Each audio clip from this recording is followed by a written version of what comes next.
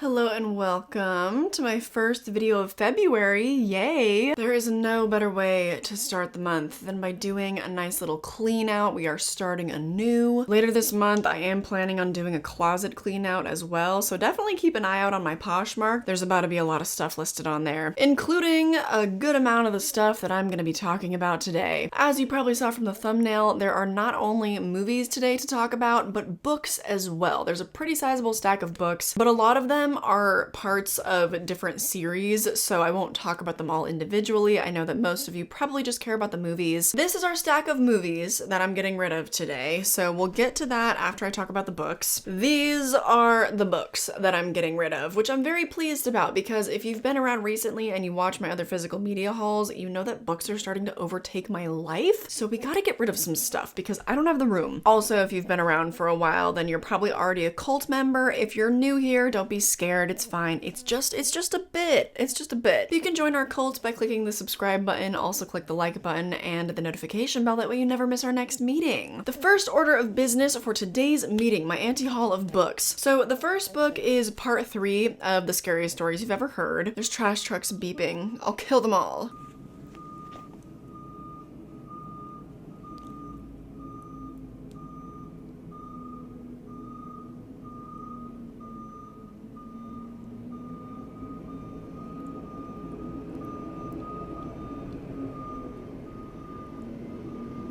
I'm gonna lose it. I'm gonna lose it. Okay, we just gotta power through. You probably heard me talking about these in one of my last anti-hauls because I got rid of parts 1 and 2. These are frankly atrocious. Like, they're terrible. Like, there's not that much more to say. Ready? Toss. Not gonna list that one because I didn't hold on to parts 1 and 2, so I'm like, I'm not just gonna put that one little book on Poshmark. Hopefully that's fine because I do have full collections of the other stuff I'm gonna talk about. I will be posting my entire collection of Tales for the Midnight Hour by J.B. Stamper. These were also just terrible. Like, they're just not good. Like, they're definitely made just for children. Like, there was one story in one of these where these guys broke into this old mansion and I don't know what it was, like the ghost they saw was this mass of green goo with a bloody head poking out of it. And I'm like, that's a story that I would have made up at like 6 years old. Like, what are we doing here? It was really ridiculous stuff and also super repetitive. Like, I talked recently about Scary Stories to Tell in the Dark, and as much as I love those books, they're very repetitive and it's always like, oh my god, her lover was dead the whole time, but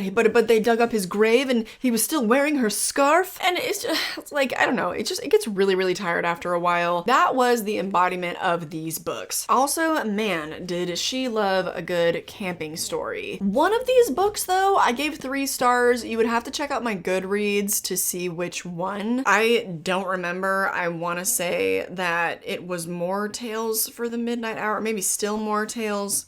No, I don't know. One of them was halfway decent and I enjoyed it, 3 out of 5. All the rest of them have been either 2 or 1-star books. I will be listing these all together. If these were a staple of your childhood and you'd like to get your hands on them, then come and swoop them up. Up next, this was in a haul recently because I found the first Lord of the Rings book for $1 at Goodwill, or like 80 cents or whatever. I don't know. It was on sale. Everything was on sale. But at an estate sale recently in my last haul, I talked about how I found the entire trilogy of books in one book, and that was also only $1. So I'm not gonna hold on to this, no need to. I'll just read them all at the same time in that big book. Next up, I have a couple of spell books here. These were sent to me by subscribers and I do appreciate it because I think at one point these might have been on my Amazon wish list, and I did read like the intro chapters of this book because it gives you different definitions of things, a little really brief little history of witchcraft and stuff like that. I enjoyed that, but then once I got to the actual spells, I just was like,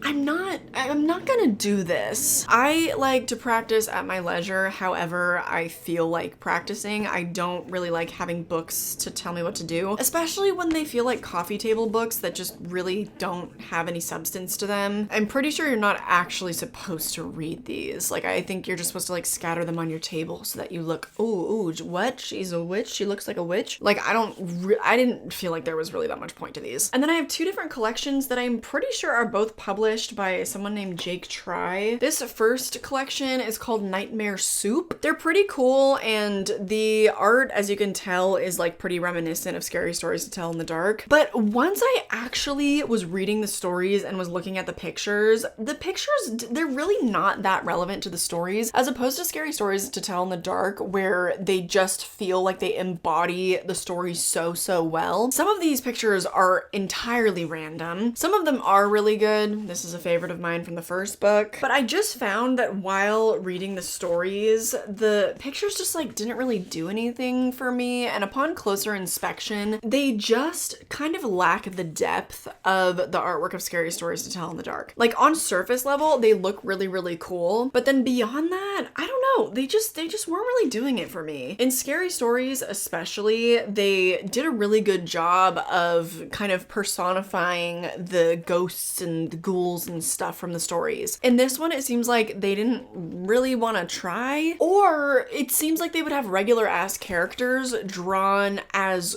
ghosts. And I'm like, what motivated this? You know what I mean? In this story especially, there's like this crazy crab walking girl monster, and this is the artwork. Like, I don't understand. I don't get it. My point is just, it seems really cool surface level, and then it doesn't really make sense once you actually start reading the stories. There's more beeping. I'm just gonna keep going. I'm sorry. Once I got to Nightmare Soup 3 though, things changed a bit, and I'm really bummed because it's not listed on Goodreads. I probably would have given this book a solid 3 stars. Like, this was the first one that I actually really enjoyed. Sorry, you couldn't really see it there. The third book is the only one that I would maybe consider reading again, because it was the only one that actually made me so uncomfortable. This book is disgusting.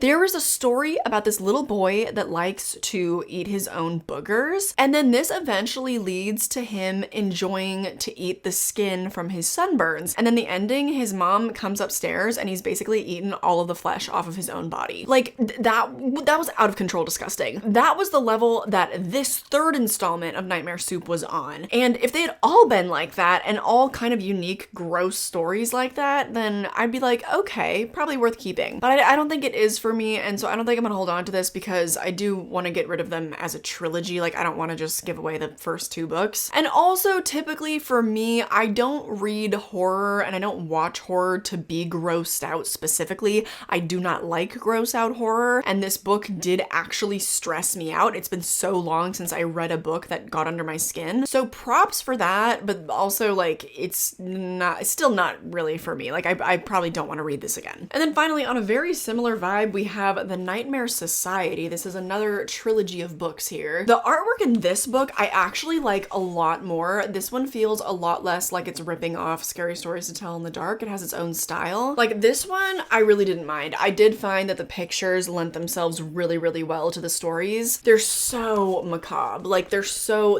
dark and twisted. Whoop, nope, focus on the book, please. Yeah, I just really enjoyed the illustrations of this little trilogy of books a lot more. However, I found the writing to be a lot worse. Like, a lot worse. Yet again, though, I'm on the third book of the trilogy, which is also the thickest. Like, this one's a lot bigger than these. And there have been a few stories that I'm like, okay, all right. These are different because they're not all written by Jake Try and illustrated by the same people. This is a collection of short stories from different authors. I'm not mad that I read any of these though. Like, I think it's cute to have those little books from the 80s and read those stories and what was considered scary for kids back then. These also gave me a ton of inspiration for short films that I would love to make. So I don't know, maybe one day I'd love to like adapt these. But as books, not something that I want to revisit. Not very good. So they can be yours. One of you lucky viewers can get your hands on them. That does it for the books though, so let's now talk about all the DVDs and Blu-rays I'm getting rid of. I'll start with the DVDs, I suppose. Let's just get this one out of the way first because it is Ferris Bueller's Day Off. I have this on Steelbook, so I already have all the best special features and everything. I don't need to hold on to 2 copies of it, especially because this is a DVD and the Steelbook is a Blu-ray. Next up, we have the number 23 starring Jim Carrey. This movie is ridiculous. It's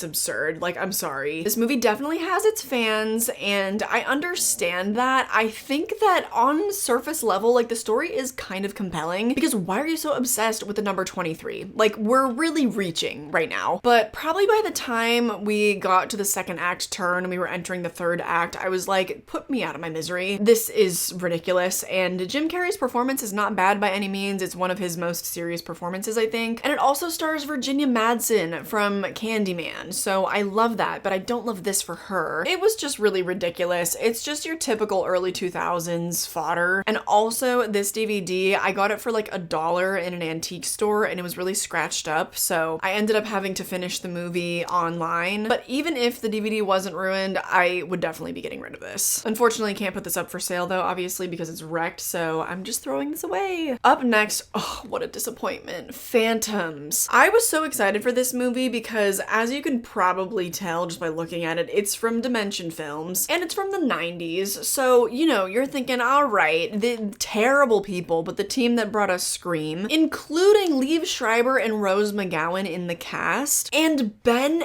Affleck. Like, what is he doing here? This was during the heyday of Dimension Films, and so I can understand why Ben Affleck would be like, yeah, they made Scream, all right, I'll hop on board. I made it to the grand twist of this movie, and I will admit, I was not expecting that. That was wild, but the movie was so drawn out and so boring leading up to that point that by the time I got to the twist, I just was like, oh, okay, that's the twist. That's really all I need to see. I did not finish this movie because I knew that I would literally never ever go back to it, and I knew that it wouldn't have anything else to offer really besides that great twist. If this is a movie you like or you want another twist, it will be listed, but it is not for me. This one was in my last physical media haul, and I was like, this one is probably gonna go straight to the anti-haul, but I gotta give it a try because it stars Gary Oldman. This just has, I kid you not, every single early 2000s horror trope, and I'm talking like all the worst ones. There are still some really, really excellent, like fun early 2000s movies, but even the best of the early 2000s still has some of these tropes. This just has all of them, and I think I made it like 45 minutes into the movie, and Gary Oldman had still not shown up. So I was like, what am I doing here, really? I was watching the theatrical cut, maybe the unrated cut is better, but I can't imagine so because this is very much a paranormal movie. It's not like there would be a lot of gore or much that they could make up for with an unrated cut. In fact, I'm pretty sure the unrated cut is only like a minute longer. Yeah, it's only a minute longer than the theatrical version. Theatrical is 1 hour and 28 minutes and unrated is 1 hour and 29 minutes. Yeah, they really were just pining for scraps. They were like, no, you guys, look, it's the unrated one. We swear it's unrated. Please, if you didn't go see it in theaters, please buy the DVD. Because that worked back in the day in the heyday of physical media. Like, if they didn't make everything they wanted to with the theatrical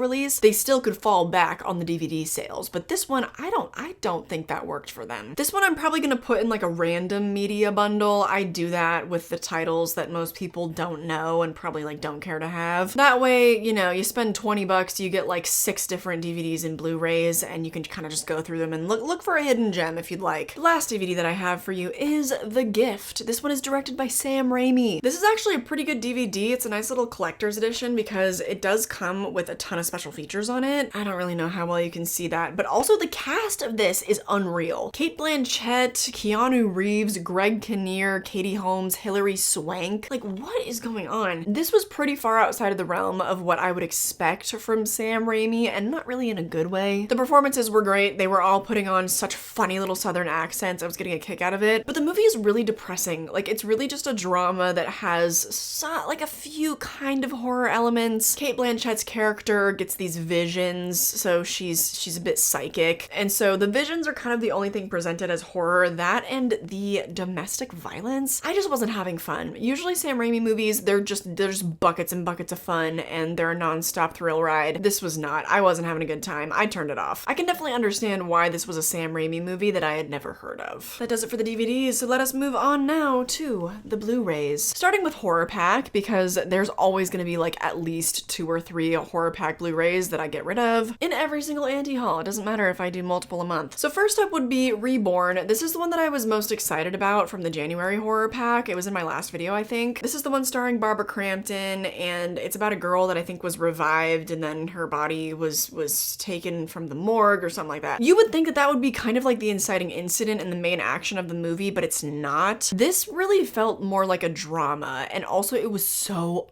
ugly. I don't know what they shot this on. I don't know what the budget for this movie was. It looked bad. I think Barbara Crampton, she was delivering. Like, that was not a problem, and some of the other actresses I was really enjoying, but for the most part this just was so flat. Like, I went on to Letterboxd and I was looking at other people rating it, and a lot of people, you know, giving it like 2.5, 3 stars, and even that I was like, that feels generous. Like, there's also just like some uncomfortable sexual violence and stuff that happens in the movie, and I just know, I'm telling you right now, I'm never gonna revisit it, so I don't want it. I'm not keeping it. Next up, also from Horror Pack, we have Disturbia from, I think, 2007? Yes, from 2007. It is starring Shia LaBeouf in the lead role. I also realized that I know the other lead actress. She's from Fired Up. I had no idea she was in this. This was like fine for a one-time watch, but I know that I will never ever watch this again. It was like fun, and I think I really would have liked this movie as a kid, but now that I'm grown and I watch this man ramble on and on about how much he's been stalking this girl, and then she immediately is like, that's so creepy, but and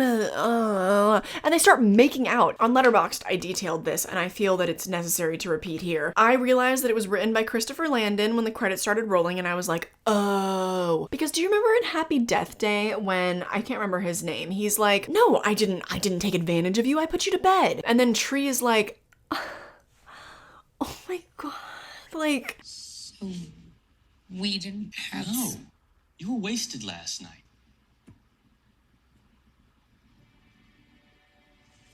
She acts like it's the most romantic thing she's ever heard. Christopher Landon really holds some creepy ideals. His bar for what women should accept from men is in hell. He's weird. I'm keeping an eye on him. I'm keeping a close, I like his movies, I do, but I'm keeping a close eye on him because just that, it's been a weird pattern of behavior as it turns out. So not keeping that one. This one is a nice little double whammy. We have The Watcher and we have The Skeleton Key. I cannot remember how I came to own this. This might have been Horror Pack or someone might have sent this to me. The Skeleton Key is actually a decent, I think a little bit underrated early 2000s movie. Does it have a lot of the same conventions? Yes. But is it the Get Out before Get Out was Get Out? Maybe. You should watch it. I'll let you be the judge of that. But The Watcher was terrible, and I already own The Skeleton Key on DVD. Oh wait, let me get it. I own this old Blockbuster copy of The Skeleton Key, and so I can't really give this up. I can't. It's too nostalgic, and I popped in the Blu-ray for The Skeleton Key from that other one that I just showed you because I just wanted to see how different the quality would be. I'm like, is it really worth it to keep it on Blu-ray and just get rid of the DVD? The quality's not that much different on Blu-ray. I'm fine with it. This is nostalgic to me. I love the previews on old DVDs. This one will probably be in a random media bundle. Up next, Don't Shoot. Don't Shoot. I have Flatliners from the 1990s. What is it, like 98 or something? Oh my god, 1990? I was a little bit off on that. But regardless, we don't need her. Now, a lot of people told me to watch this movie. I know that this movie definitely has its audience. It's not me, babes. It's not for me. I could not even finish this movie despite the cast. The fact Kiefer Sutherland, Julia Roberts, and Kevin Bacon. I love Kevin Bacon. He is such an underrated scream king, but this cast could not save the movie for me. What's crazy is like I got some comments, I think on my unpopular opinions video from 2023 horror, of people that didn't like talk to me, and multiple people said it's just Flatliners, like set in the modern age. Talk to me quality-wise,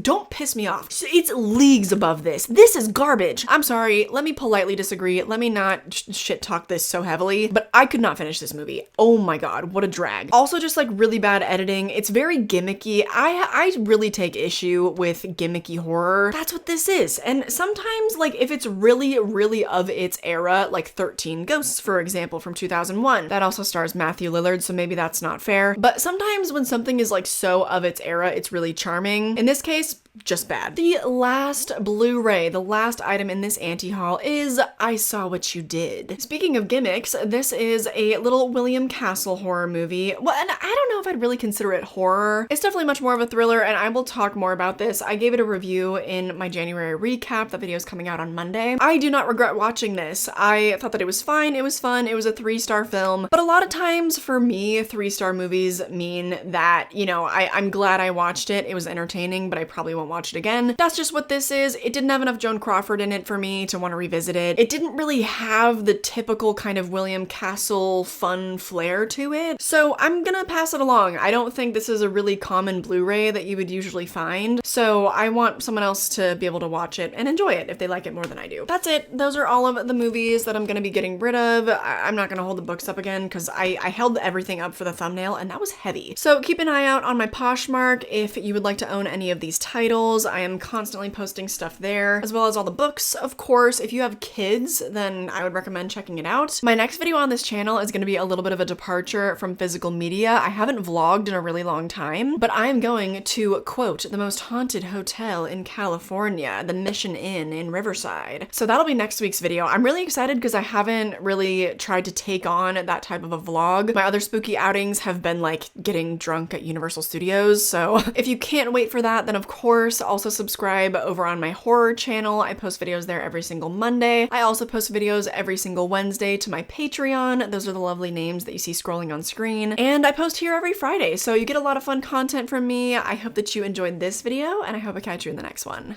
Bye!